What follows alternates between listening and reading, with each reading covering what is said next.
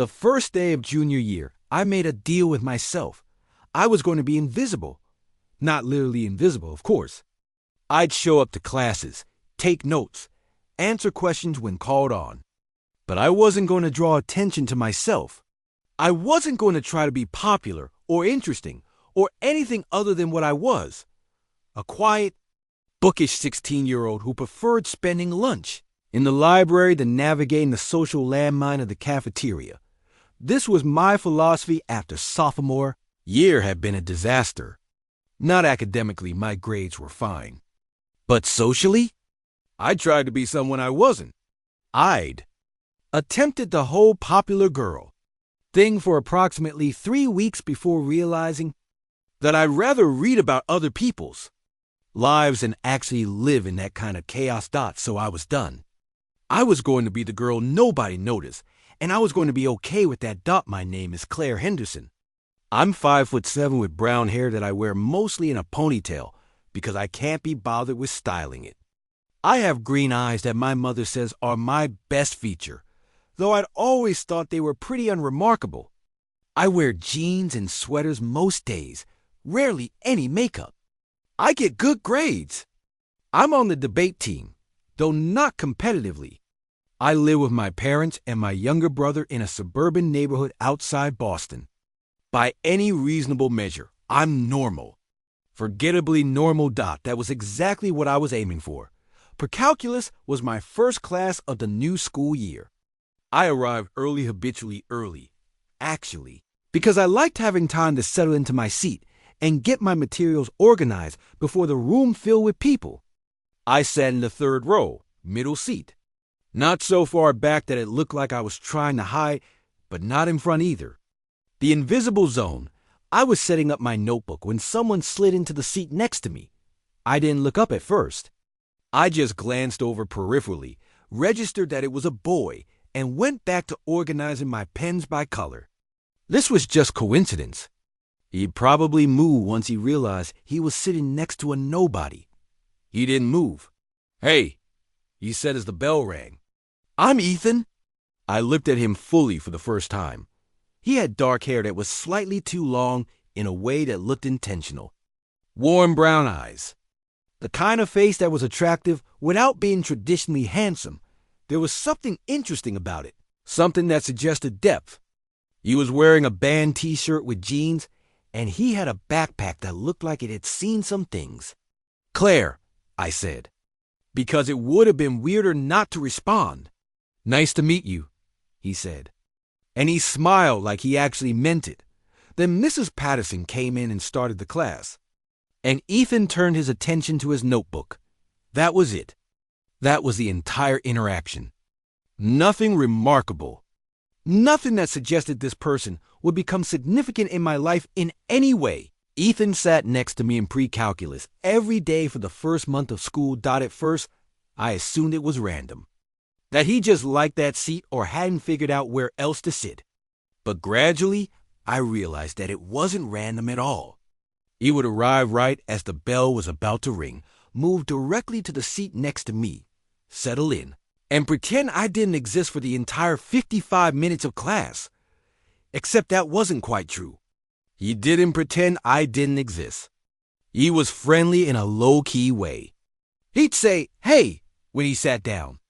If I borrowed a pen, he'd lend it without making a big deal of it. When Mrs. Patterson assigned group projects, he didn't try to take over. He actually listened to my ideas and integrated them into his work. He was just nice in a way that seemed genuine rather than performative. And he didn't seem to care that I was boring, which was actually the weirdest part. Most people, if they were going to interact with you, wanted something in return. They wanted you to be interesting. They wanted you to make them laugh or think or feel less alone. But Ethan didn't seem to need any of that. He was perfectly content to sit next to me in comfortable silence, taking notes, doing his own thing. It was strange. But it was also kind of nice. By October, I'd started looking forward to precalculus. Not because I was suddenly interested in calculus. I still found it mostly tedious, but because Ethan would be there. I told myself this was just because it was nice to have someone to sit next to. Someone who didn't demand anything from me. Someone who made the class feel less isolating. I did not tell myself that I was starting to develop a crush on him. That would have been ridiculous.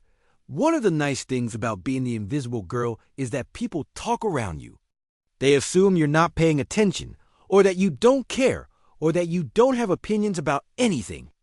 So they'll say things in your presence that they wouldn't say if they thought you were actually listening. In November, I was sitting in the library during lunch, in my usual corner by the window, reading a book, a romance novel, if I'm being honest, though I would never have admitted that to anyone at school.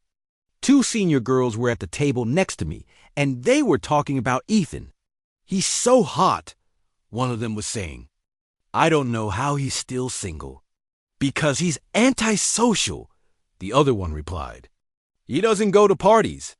He doesn't hang out with anyone. He just goes to school and then disappears. That makes him even more appealing, obviously. The mysterious loner thing is very romantic.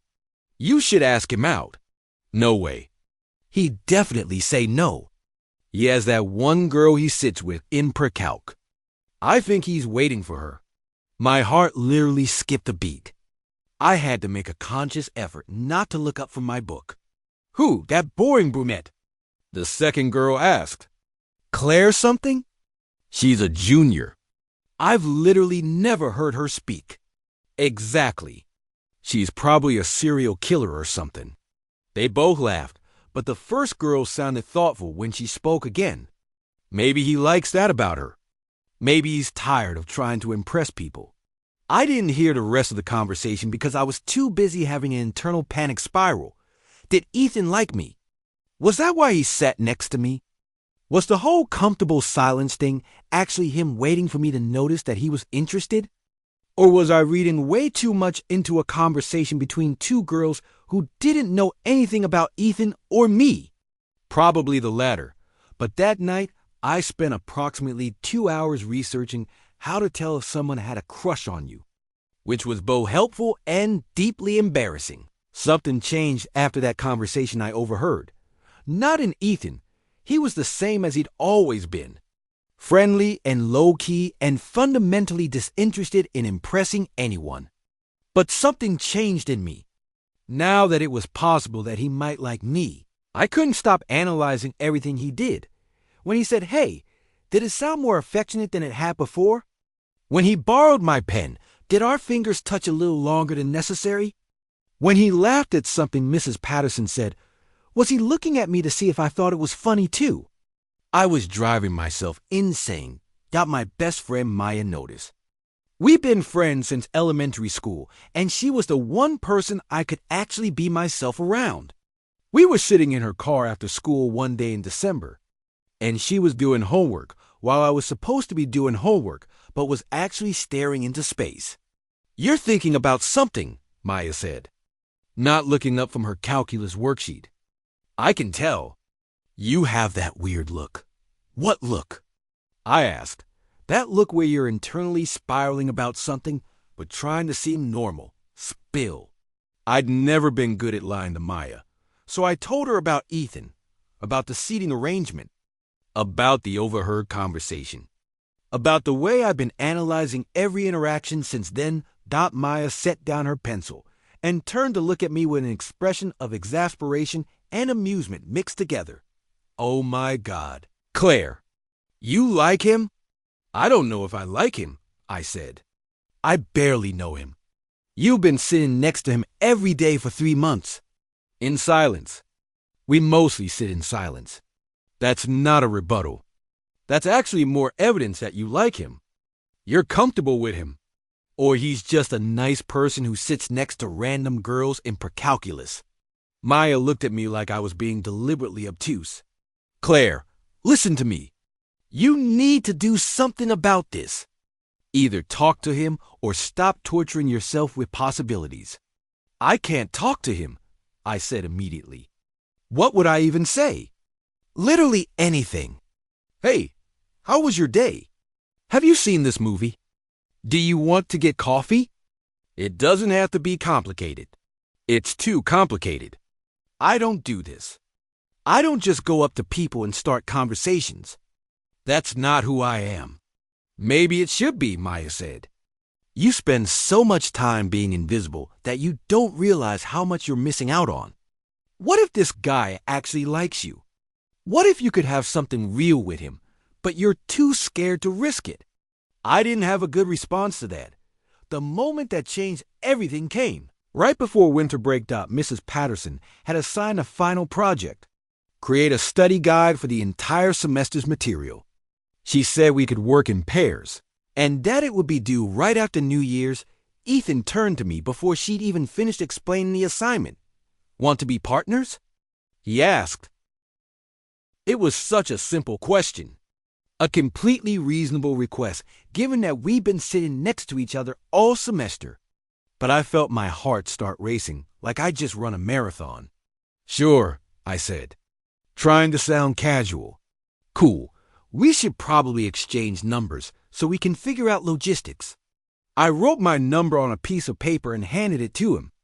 He typed it into his phone immediately, and then sent me a text so I'd have his number too.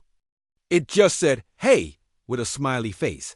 I stared at that text for a long time. That evening, Ethan texted me, so I was thinking we could work on this together. Like actually together. Not separately, and then combining at the end. Would you want to hang out sometime? We could start before break if you want, or after. I stared at that text for even longer than I'd stared at the first one. Maya, who was at my house doing homework in my room, read over my shoulder and literally squealed. He's asking you to hang out, she said. This is it. This is the moment. He's asking me to work on a project with him, I corrected. That's not the same as asking me out. It's literally how people start dating, Claire. Someone suggests hanging out. You hang out. You realize you like each other more in person than you thought. And then one of you kisses the other one. That's not how it works. That's literally exactly how it works. I texted back, "Yeah, that sounds good. Want to meet up before break? We could go to a coffee place." He replied almost immediately, "There's this place called the Daily Grind near the mall. They have good coffee, and it's not too loud, so we could actually work. Does tomorrow after school work?" Tomorrow. He wanted to see me tomorrow. I had approximately 24 hours to mentally prepare for hanging out with Ethan in a non-classroom setting, which was not nearly enough. Time. I changed my outfit 6 times before leaving. For the Daily Grind, I started with jeans and a sweater, my usual uniform. But then I thought maybe I should dress up a little. So I tried jeans and a nicer sweater, the one I saved for special occasions. Then I thought that looked like I was trying too hard, so I went back to my original outfit. Then I thought that looked like I didn't care. So I tried again. In the end, I settled on dark jeans, a soft gray sweater that I felt relatively confident in, and a jacket that was warm, but also not so heavy that it looked like I was preparing for a blizzard. My mother watched this entire process from my bedroom doorway. "You look nice," she said, which was her subtle way of saying, "Why are you putting so much effort into your appearance for a study session?" "It's not a date," I said, which was apparently something I needed to keep reminding myself. "It's just a project." "Of course, honey. That's why you've changed your outfit 6 times. I ignored her and left before she could say anything else embarrassing. The Daily Grind was exactly the kind of place that indie coffee shops are supposed to be. Local art on the walls, a chalkboard menu with illegible handwriting, acoustic guitar playing softly in the background. The kind of place where people come to be seen being thoughtful and creative. Ethan was already there when I arrived, sitting at a small table in the corner with 2 coffees already purchased. "I got you a latte," he said. I wasn't sure how you took it, so I did vanilla and a little bit of honey. "Is that okay?" I was struck by the fact that he'd already bought me coffee, like he'd been planning to do something nice before I even arrived. "That's perfect," I said, sitting down across from him. "Thank you." "Of course." So I was thinking about this project, and I have some ideas about how we could structure it. But I want to hear your thoughts first. What do you think would be most useful? For the next hour, we actually worked on the project. We spread out all our notes from the semester. We talked about which concepts were most important. We started sketching out how to organize everything in a way that would be useful for studying. And I realized something: Ethan was easy to talk to. Not just nice, lots of people were nice, but he actually listened when I talked. He asked follow-up questions. He seemed genuinely interested in what I had to say, not just waiting for his turn to talk. By the time we'd been there for an hour and a half, my anxiety had mostly dissipated. I was just talking to someone, talking to Ethan, and it felt natural. "I'm really glad we're doing this together," he said at one point. "I didn't really know anyone in that class. And when I realized you were a good person to sit next to, it made the whole semester better." "I like sitting next to you too," I said. And I could feel my face getting warm. He looked at me for a moment, and something shifted in his expression. It was subtle, just a slight softening around the eyes, a different quality to his smile, but it was definitely there. "Yeah?" he asked. "Yeah," I said, and I held his gaze. And then the moment passed, and he was looking back at his notes, but something had changed between us. Something had shifted from just friendly to something with more weight. We made plans to work on the project again after New Year's. We exchanged more than project-related texts over the break. By the time we went back to school in January, I was pretty sure Ethan liked me, and I was definitely sure that I liked him. Chapter 7. The slow burn. January and February were the months where everything changed, but so gradually that I didn't even fully realize it was happening until it was too late to stop it. It started innocently enough. We were working on the study guide, meeting up at the daily grind a couple times a week. But our meetings started expanding. Sometimes we get coffee, and then just keep talking. We'd end up staying for 3 hours, long past when our project work was actually done. We'd talk about classes, about books we were reading, about movies, about our families, about college. He wanted to study environmental science, and I was thinking maybe psychology or communication. About our dreams and what we wanted our lives to look like. I was falling for him. Completely, irreversibly, head over heels falling for him. And I was pretty sure he was falling for me too. But he never made a move. He never tried to kiss me. He never even tried to hold my hand, though there were several moments where it would have been natural to do so. Like when we were walking back to our cars after one of our coffee dates, and our hands almost touched. It was driving me absolutely insane. I was talking to Maya about this one day in February. "He's definitely into you," she said. "But I think he's waiting for you to make the first move." "Why would he be waiting for that?" I asked. "Isn't that supposed to be the guy's job?" "Says who?" "That's such an outdated rule. Besides, you're both being kind of cautious. You're both holding back. Someone needs to be brave enough to just go for it." "I'm not brave," I said. "I'm the definition of not brave." "Then become brave," Maya said. "Do you like him?" "Yes." "Do you want to be with him?" "Yes." "Then be brave. Tell him how you feel." The worst thing that can happen is that he says he just wants to be friends, and you already know he's not going to do that. "How do I know that?" "Because I've watched him look at you, Claire. And it's not the way he looks at other people. He looks at you like you're the most interesting thing in the room, even when you're just sitting quietly reading." I thought about that for a while. February 13th was a Friday. Ethan had suggested we work on the project at his house instead of the daily grind. His parents were going to be out, he'd said, and his house was quieter than a coffee shop. I was nervous about going to his house. It felt like a significant step, a signal of increased intimacy, but I went. Ethan lived in a house that was similar to mine, suburban, 2-story, well-maintained. His room was on the second floor, and when he opened the door, I was surprised by how it looked. It was neat, which I hadn't expected. I don't know what I'd expected, maybe something messy and chaotic. But no, his room was organized. He had bookshelves full of books, posters of nature photography on the walls, a desk with his computer and notebooks and pencils in a cup. It was the room of someone thoughtful and intentional. "Sorry if it's weird that I wanted to work here," he said. "I just thought it might be nice to have actual space to spread out, and we could make some food or whatever." "It's not weird," I said. "It's nice." We worked for maybe an hour. We were almost done with the study guide, just a few sections left to flesh out. And then Ethan closed his notebook. "I'm glad we're done with this," he said.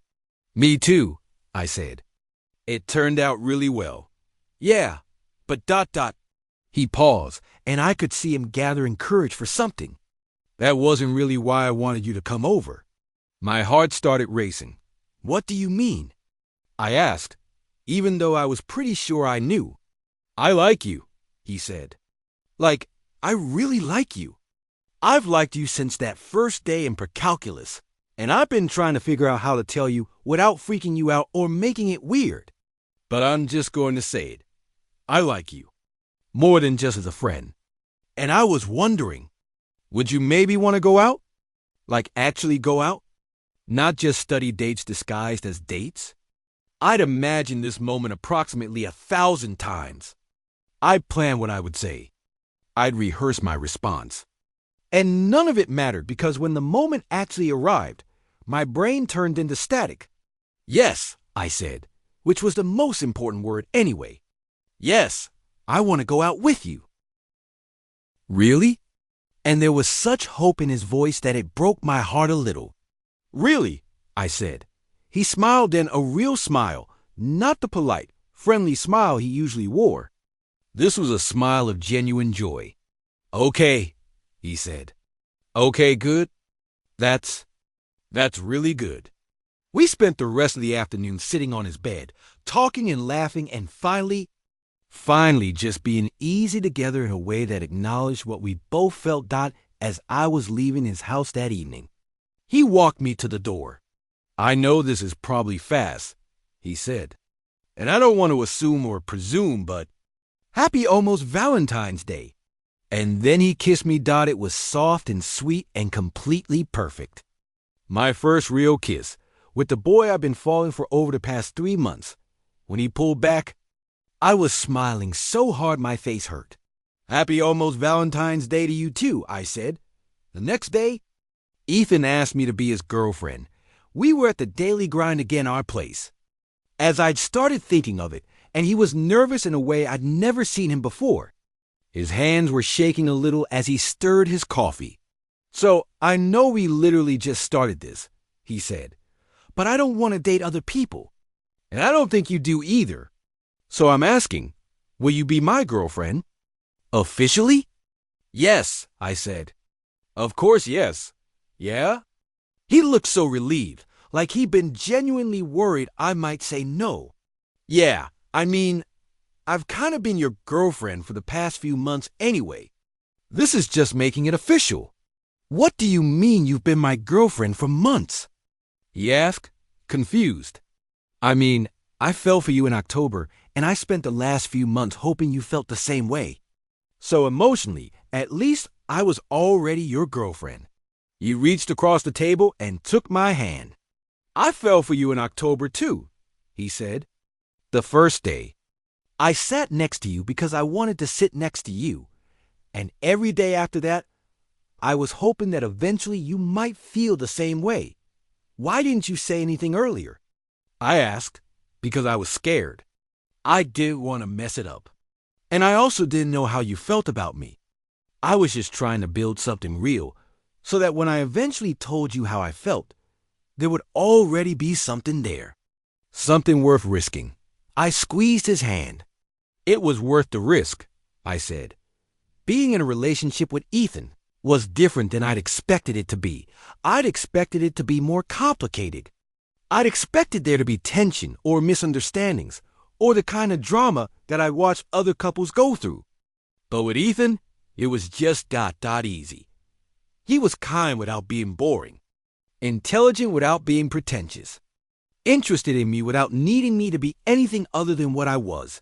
We'd spend lunch together now, sitting in the library or the cafeteria, or sometimes just walking around campus. He'd hold my hand. We'd talk about everything and nothing. Sometimes we'd just sit in comfortable silence, which felt like the most natural thing in the world. Our friends were surprised. Maya's friends started including Ethan in group hangouts. His friends started including me. It was like we were both slowly integrating into each other's lives. My parents loved him. My mother was delighted. She'd been worried that I was too isolated, spending too much time alone. My father appreciated that Ethan was thoughtful and respectful. My brother thought he was cool because Ethan knew a lot about environmental issues and would engage in actual conversations with him about climate change. Everything felt right, like we were exactly where we were supposed to be. In May, everything got complicated. Ethan got into his first choice college, UC Davis, for environmental science. It was a full ride. His grades and test scores were exceptional. It was a dream offer, and it was across the country. I was going to Boston University, which was close enough to home that I was still going to be in the area. But California was going to be hours away by plane. Across the entire continental United States. When he told me about the acceptance, he had this expression of conflicting emotions on his face, joy and guilt and fear all mixed together. This is amazing, I said, because it was. But I could also feel my heart sinking. I know, he said. But Claire, I don't want to leave you. You have to, I said. This is an incredible opportunity. You can't turn down UC Davis to stay here for me. I'm not going to, he said. But that doesn't mean I want to leave you. We were both quiet for a long time. I don't know how to do long distance, I admitted finally. I don't know how to make this work when you're on the other side of the country. We'll figure it out, Ethan said. People do it all the time. Do they, though? Or do they just break up and tell themselves it's because they're going to different schools? Is that what you want to do? He asked. Just break up and pretend this was just a high school thing? No, I said immediately. No, I don't want to break up with you. I'm just being realistic. Long distance is hard. We're going to be busy with college. We're going to meet other people. What if we just take it one day at a time? Ethan interrupted. What if we stop borrowing problems from the future and just focus on what we have right now? He pulled me close and kissed the top of my head. I love you, he said. I froze. He'd never said that before. We'd said we liked each other. We'd said we cared about each other.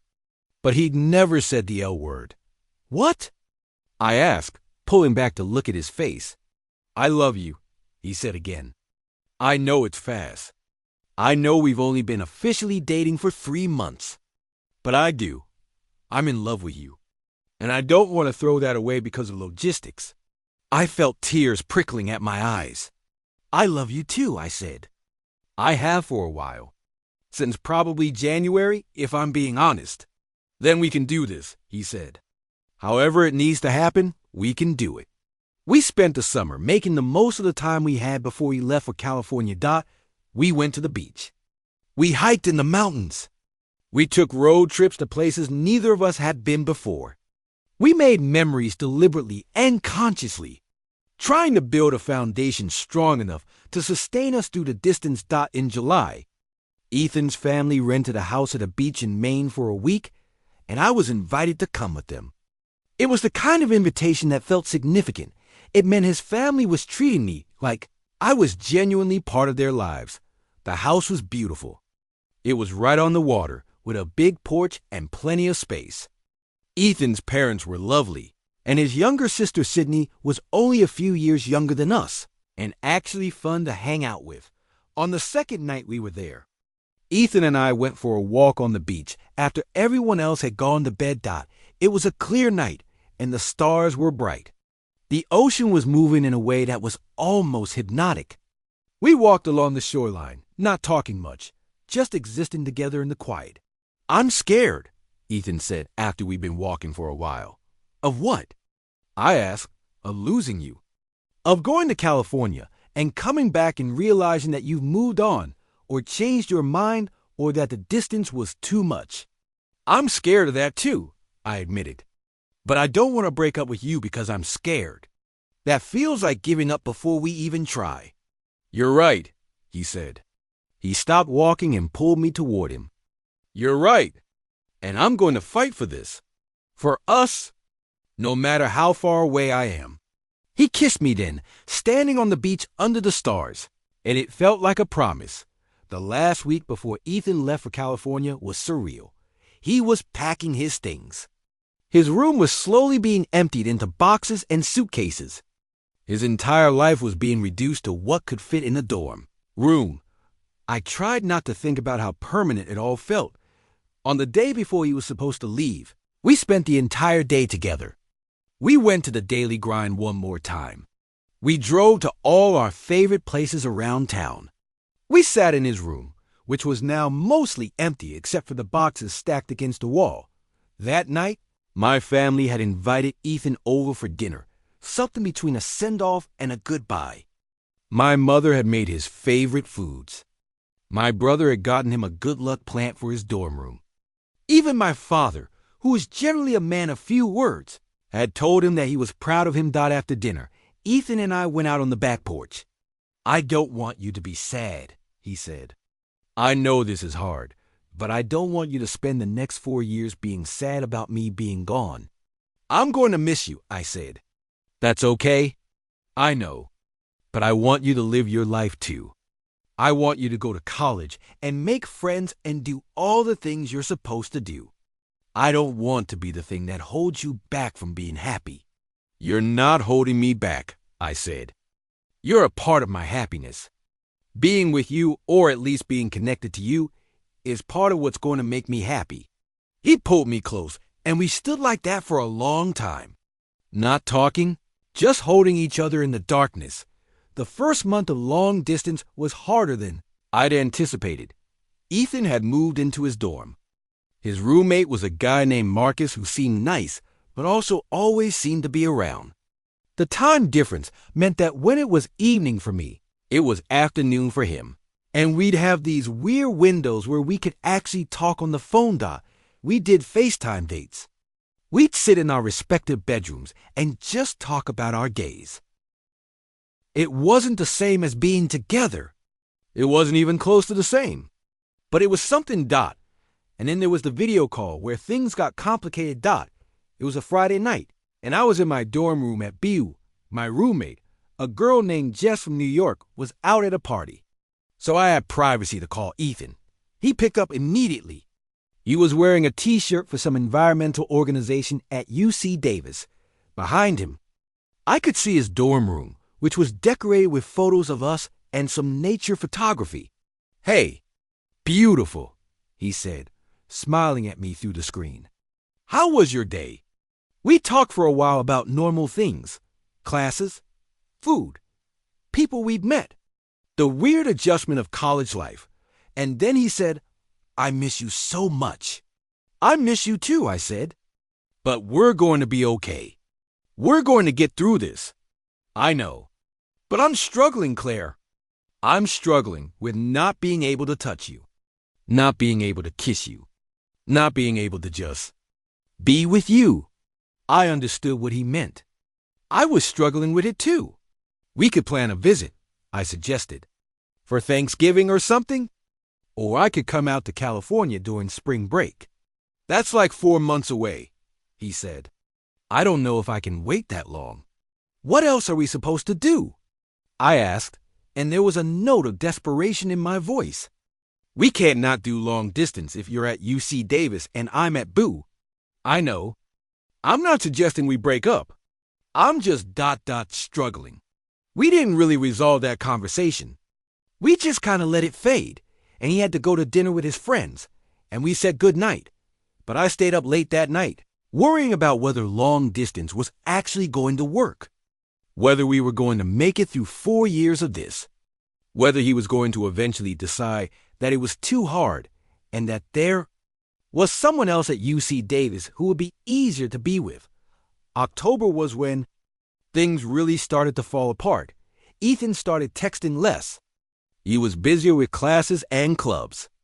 He was making a lot of friends, which was great. I was happy for him. But it also meant he had less time for me. I was struggling with the transition to college, too.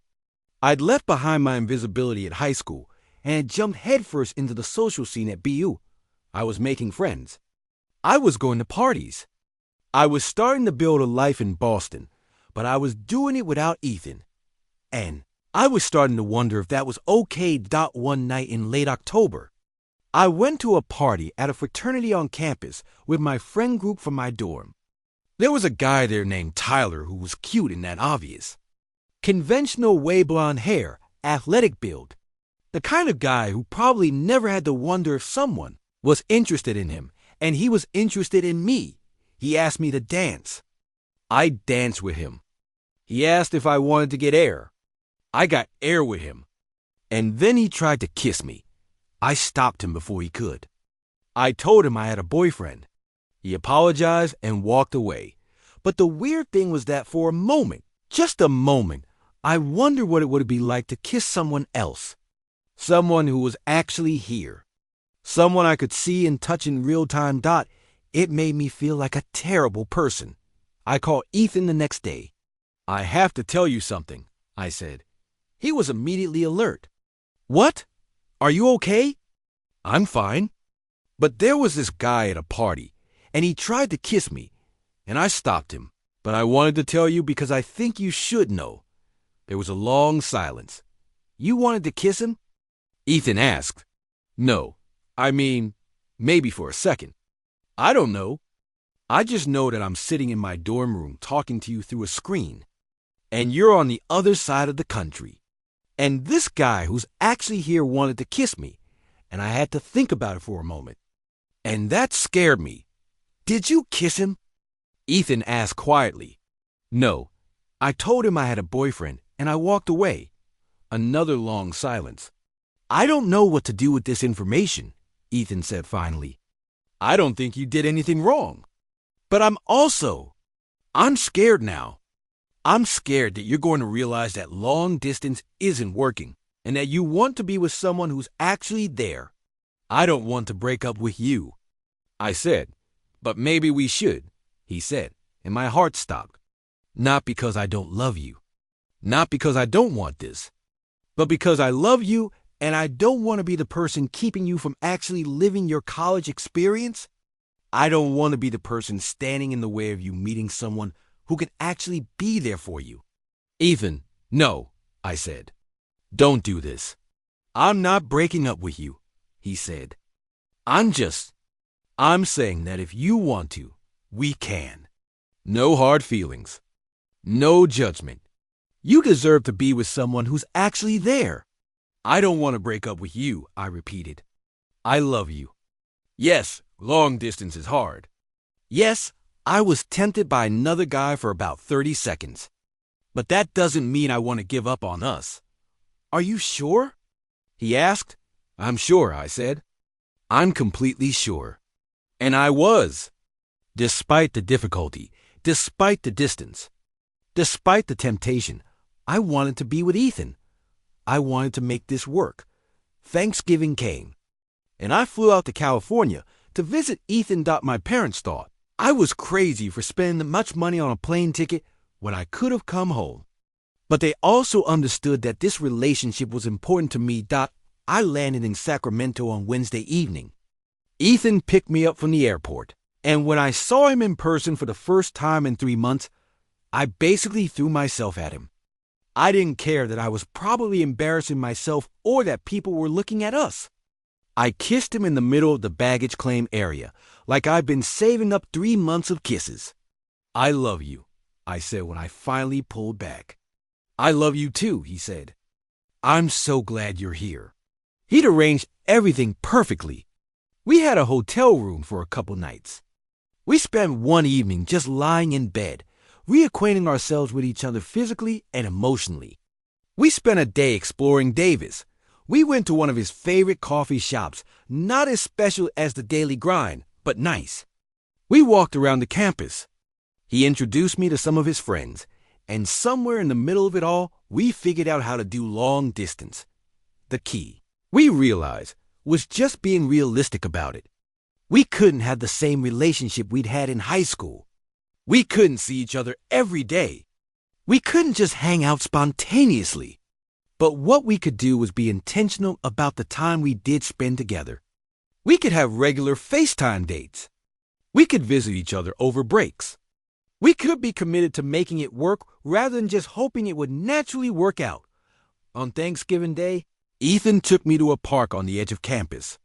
It was beautiful big open fields and trees and a small lake. We sat on the grass, and he took my hand. "I know this is hard," he said, "and I know there are going to be times when it feels impossible. But I want you to know that I'm committed to this. To us, for as long as you're willing to try, I'm willing to try." "I'm willing to try," I said, "for as long as it takes." He kissed me then, and it felt like a renewal of our commitment.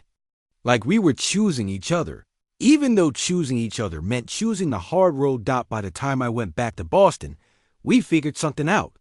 Long distance wasn't going to be easy, but it was going to be possible. We established a routine. We'd FaceTime at least 3 times a week, Monday, Wednesday, and Friday evenings. We'd text throughout the day. We planned visits. I'd go out to California during spring break. He'd come back to Boston for summer. And we'd be honest with each other. If I was tempted by someone else, I'd tell him. If he was struggling with the distance, he'd tell me. If we felt disconnected, we'd address it rather than just letting the resentment build. It wasn't perfect, but it was real. And real was enough. My second semester at BU was different from my first. I was more confident. I was more connected to my friends. And I was secure in my relationship with Ethan in a way I hadn't been. Before, I'd spent so much energy worried that the distance would tear us apart that I hadn't realized that it had actually brought us closer in some ways. We had to communicate more. We had to be more intentional.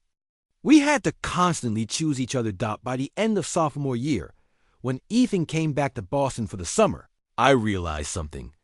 I wasn't the same person I'd been 2 years ago. And neither was he. Sophomore year and junior year flew by in a blur of college life and long distance. And growing up, Ethan changed his major to include environmental policy in addition to environmental science. He got internships with conservation organizations.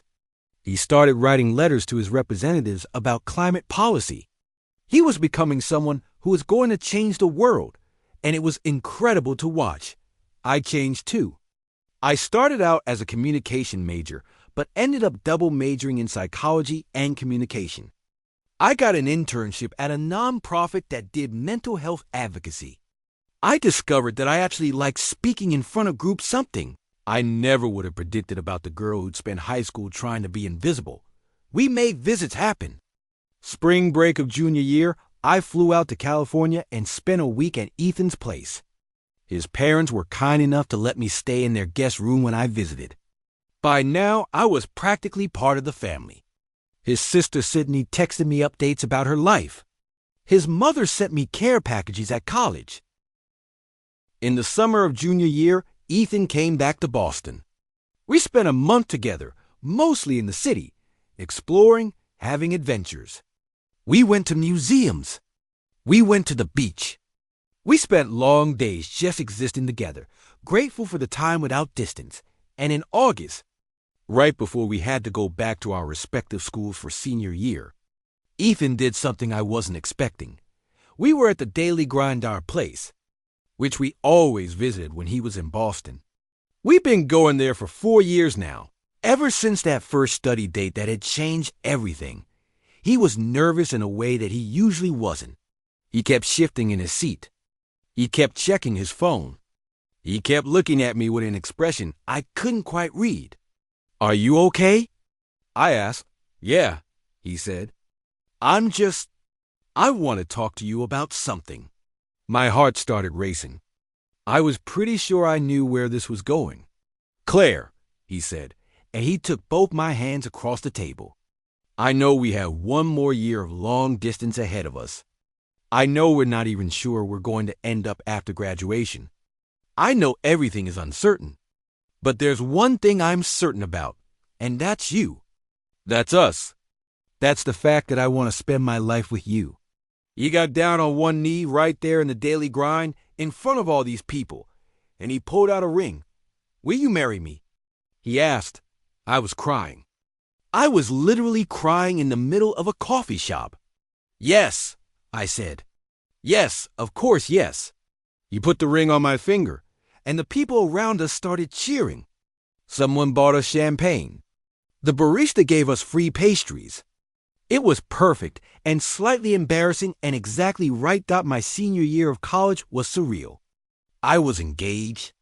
I was finishing up my degree.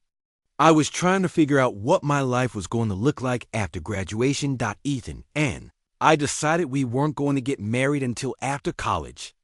We wanted to graduate, get jobs, figure out where we were going to live. We were young, there was no rush, but knowing that it was going to happen eventually made everything feel more real, more permanent.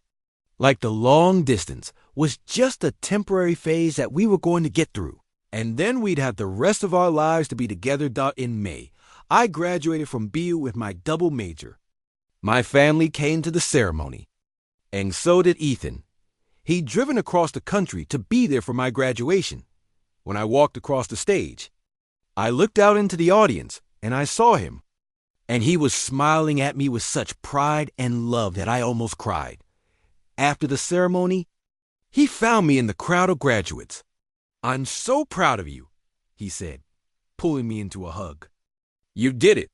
We did it, I corrected.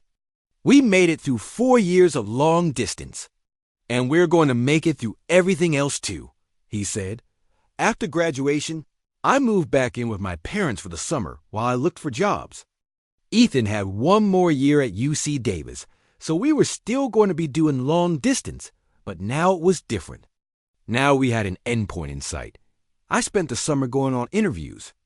I got offered a job at a mental health nonprofit in Boston, starting in August. It was a full-time position with benefits and decent pay. It was a real job, the kind of thing I've been working toward for 4 years.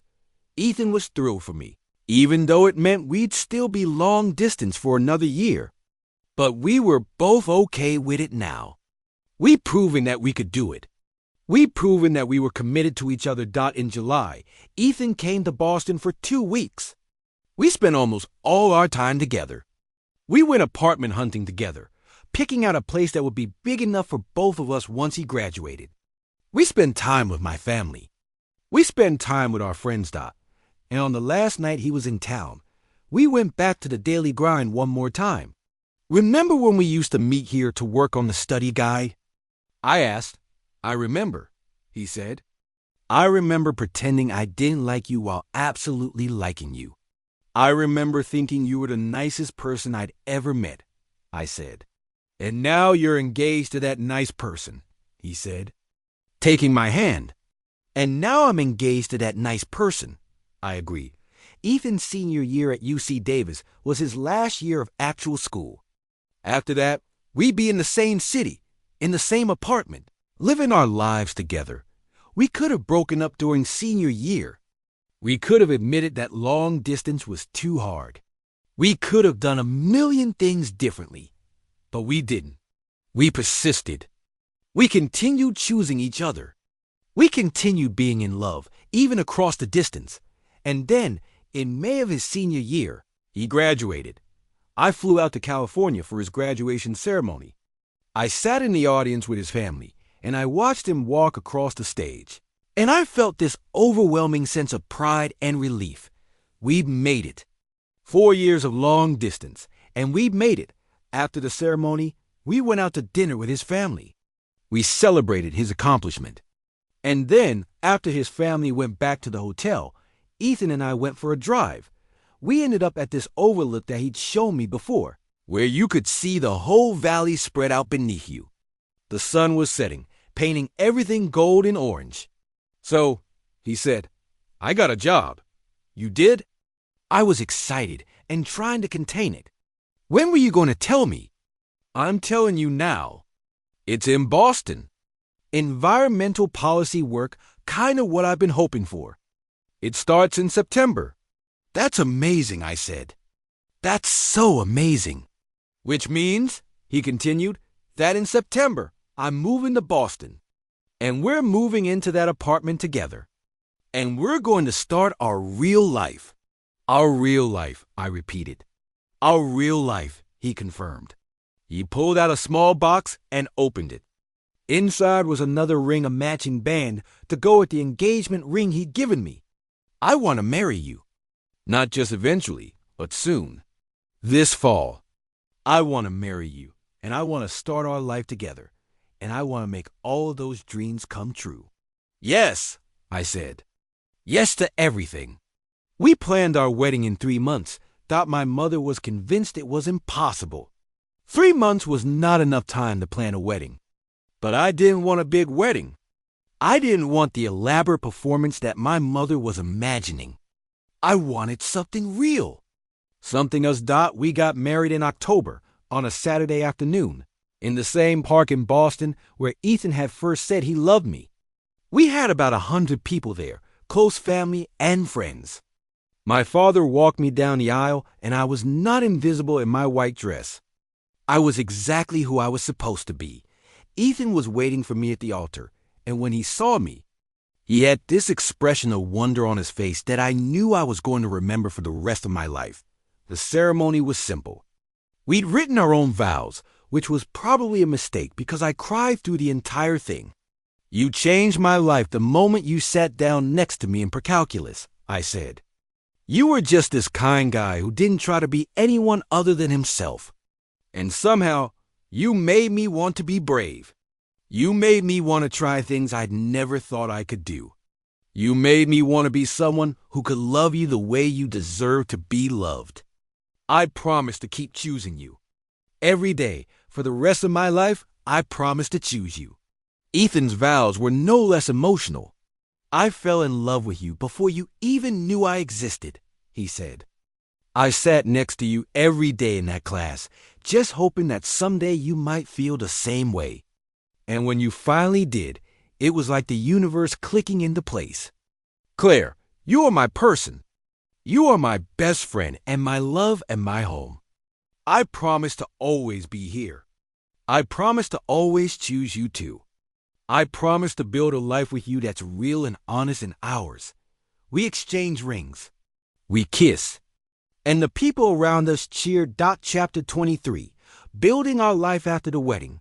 Ethan and I moved into our apartment in Boston. It was a small place in a walkable neighborhood. Not fancy, but ours. We spent the first month just figuring out how to live together. Unpacking boxes. Figuring out where things went. Learning each other's habits in a way that was different than when Ethan had visited. He discovered that I like to eat cereal at 11 p.m. I discovered that he leaves his socks in weird places around the apartment. We discovered that we actually liked each other as roommates, which I guess shouldn't have been surprising given that we'd been dating for 4 years. But it was still a relief that we settled into a rhythm. He'd go to work at the Environmental Policy Organization. I'd go to work at the nonprofit. We'd come home and cook dinner together. We'd sit on the couch and talk about our days.